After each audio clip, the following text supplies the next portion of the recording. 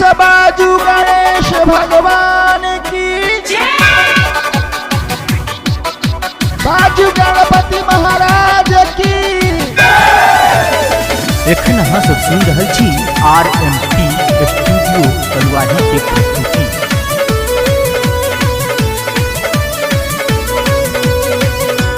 RMT अपन पंजीत।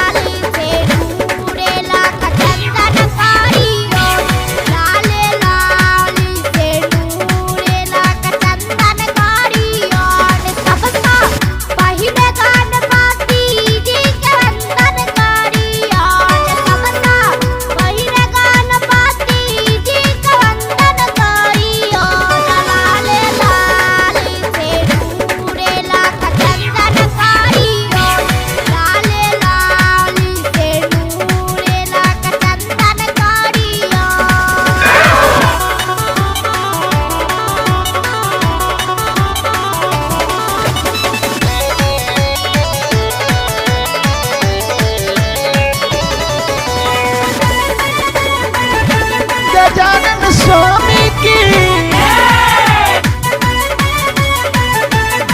गौरी के लाल की। माता हिनक पार्वती पिता भोला दानी, महिमा पार हिनकर सब कियो जानी। माता हिनक पार्वती पिता भोला दानी, महिमा पार हिनकर सब कियो जानी। सब मिल आई गणपति जी के सुमिरन करियौन, सब मिल आई गणपति जी के सुमिरन करियौन। लाले लाली से नूरेला चंदन करियौन, लाले लाली से नूरेला चंदन करियौन। प्रेम से बाजू गणेश भगवान की, बाजू गणपति महाराज की।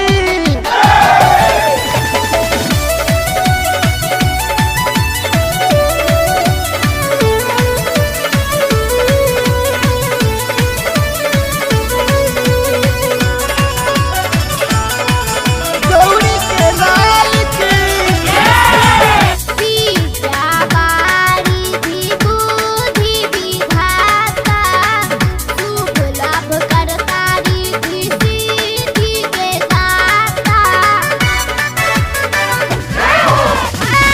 विद्या वारिधि बुद्धि विधाता, शुभ लाभ करता रिद्धि सिद्धि के दाता। भाई बहिन मिल गणपति जी के भजन करियौन, भाई बहिन मिल गणपति जी के भजन करियौन। लाले लाली से नूरेला चंदन करियौन, लाले लाली से नूरेला चंदन करियौन।